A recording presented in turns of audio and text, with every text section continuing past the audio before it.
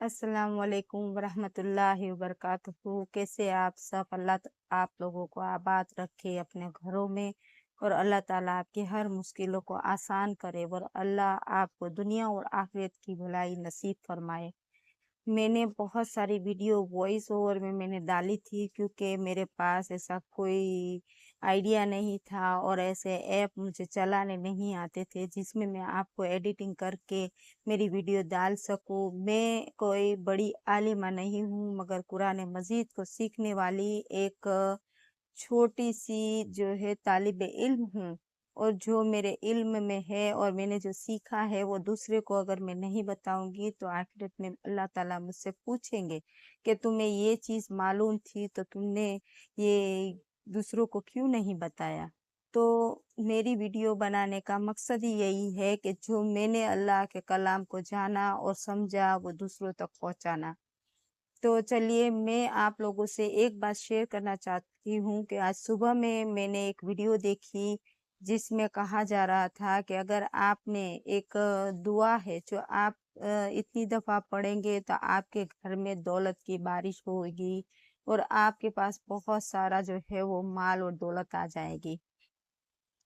तो मैं आप लोगों को बताना चाहूँगी कि जो कुरान मजीद जो मैं ट्रांसलेट के साथ और तफसीर के साथ सीखती हूँ और उसके ऊपर जो तदब्बुर करती हूँ उसके बेसिक पे मैं आपको बताऊँगी कि एक दुआ है मूसा अलैहिस्सलाम की।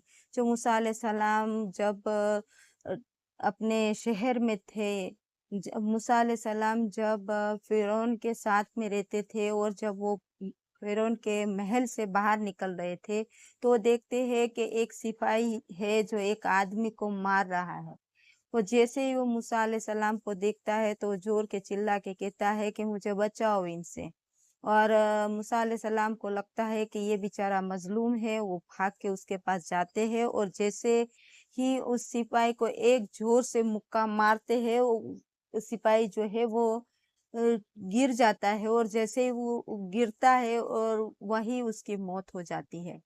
तो वहाँ का कानून था कि जान के बदले जान देनी पड़ती थी। तो मूसा अलैहिस्सलाम डर जाते हैं और डर के वहां से भाग जाते हैं। ये अल्लाह ताला का कुछ प्लान ही होगा कि मूसा अलैहिस्सलाम वहां से निकले। मूसा अलैहिस्सलाम चले जाते हैं, वहां से भाग जाते हैं, छुप जाते हैं। तो दूसरी बार ये होता है कि थोड़े टाइम के बाद वापस वो वहां से गुजरते हैं दूसरी जगह से, तो वही आदमी को वापस कोई मार रहा होता है। तो वो आदमी देखता है कि मूसा अलैहिस्सलाम आ रहे हैं, तो वापस से वो उनको जोर से आवाज देते हैं और कहते हैं कि मूसा मुझे इससे बचा, जैसा तूने वो सिपाही से मुझे बचाया था और तूने उसको एक जोरदार मुक्का मारा था, तो जैसे वो मर गया था, तो आज तू इसको भी मार और मुझे इससे बचा।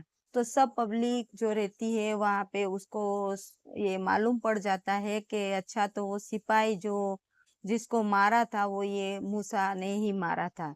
तो इस तरह से वो वाकया होता है। आप जब कुरान की तफसीलें और ट्रांसलेट सीखेंगे तो उसमें ये वाकया आएगा।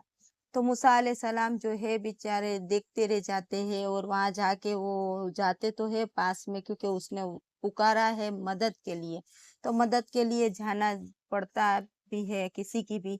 तो वो जाके ये सोचते सोचते जाते हैं कि जाऊंगा, पहले मैं मामला क्या है वो समझूंगा, मैं डायरेक्ट रिएक्शन नहीं दूंगा, सिर्फ मैं वहां जाके पहले पूछूंगा क्या बात है, फिर मैं इनके साथ जो है वो मामला करूंगा। वो जाते हैं और पूछते हैं तो मालूम होता है कि ये आदमी की ऐसी आदत ही है कि जब भी वो चोर है और चोरी करता है, तो पहले भी जो सिपाही है उसने उसको चोरी करके पकड़ा था, और ये इसी तरह से झूठ बोल के वहां किसी को भी फंसा देता है और वो झूठ बोल के खुद बच जाता है। अब ये मूसा अलैहिस्सलाम को मालूम होता है तो वो उसको मतलब गलत ऐसा लगता है कि मैंने गलत कर दिया, कि मैंने एक इंसान को बिना उसके सामने एक एक की ही बात सुन के मैंने फैसला कर लिया, और मैंने गुस्से में आके और ऐसे मैंने जोश में आके ये गलत काम कर दिया। हालांकि वो उन्हें मारना नहीं चाहते थे, सिर्फ उसको उनसे दूर करना चाहते थे कि मत ऐसा करो करके, मगर ऐसा हो गया कि वो वहीं पे फोत हो गया, मर गया। अब हुआ यूं कि जब बाजार में सबको मालूम हो गया कि जो सिपाही मर गया उसको मूसा ने ही मारा था, तो मूसा अलैहिस्सलाम ज्यादा डर गए कि अब तो मेरा सब मालूम हो गया। तो सिपाही उसके पीछे लग गए।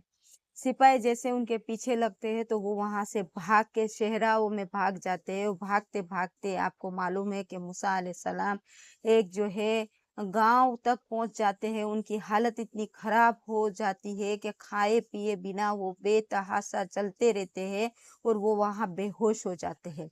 और जब होश में आते हैं तो देखते हैं मूसा अलैहिस्सलाम के एक कुआं है, वहां पे लड़कियां अपनी भेड़ों को पानी पिलाने के लिए अपने भेड़ों को रोक रही है। और दूसरे जो आदमी है वो अपने भेड़ जो रहती है, जो झुंड रहते हैं भेड़ों के, उसको पानी पिला रहे हैं।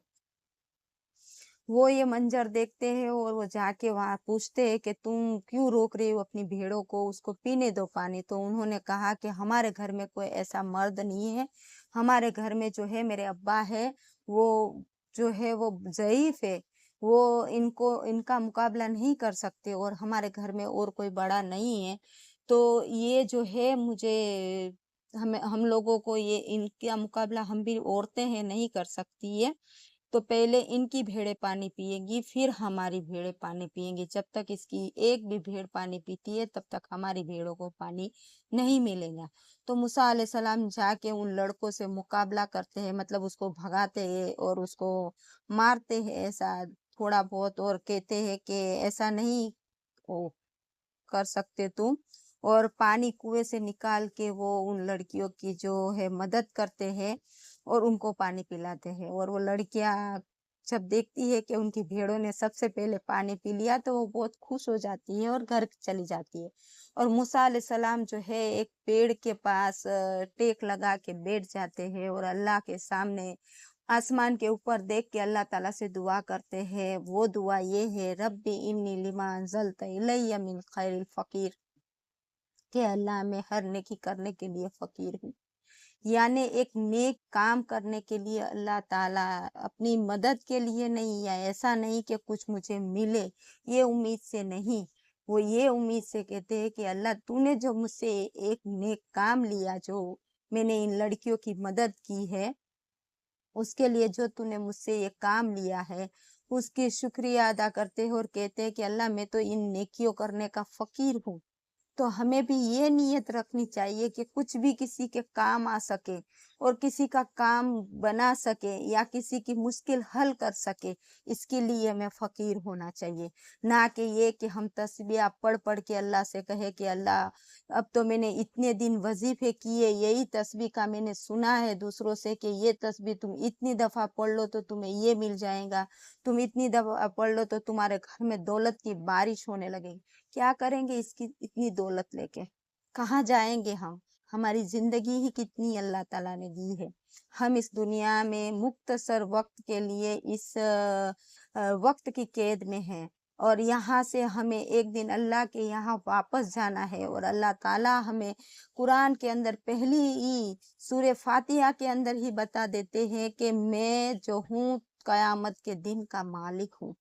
यानी हर मुसलमान को ये पुख्ता और पूरा यकीन है कि अल्लाह ताला कयामत के दिन हमें उठाएंगे और कयामत के दिन हमारा हिसाब होगा। तो हम दुआएं करें, जो मूसा अलैहिस्सलाम की दुआ है वो दौलत के लिए करे या आखिरत की तैयारी के लिए करे। हम अल्लाह ताला से ये दुआ इसलिए कहे कि ये अल्लाह मैं वो नेकिया करना चाहती हूँ जो मुझे आखिरत में काम आ सके, वो नेकिया जो तुझे राजी कर सके। मैं तेरे करीब होना चाहती हूँ अल्लाह। मैं वो करूँ जिसे तू पसंद करे, मैं वो करूँ जो तू जिसे कबूल करे। अल्लाह की मोहब्बत, अल्लाह का कुर्ब हासिल करने के लिए ये दुआ पढ़े, ये नहीं कि दौलत के लिए। मेरा भी यही था, मैं भी ये वही थी जब तक मैंने कुरान नहीं सीखा था, नहीं पढ़ा था, तो मेरा भी दिल यही था कि मैं ये तस्बीह 3 दिन वजीफे कर लूंगी तो मेरे घर की ये मुश्किल आसान हो जाएंगी, मेरे घर की ये मुश्किल आसान। मुश्किलें है वो बात नहीं, मुसलमान को मुश्किलें आती है और मुश्किलों का सामना मुसलमान को करना ही पड़ेगा।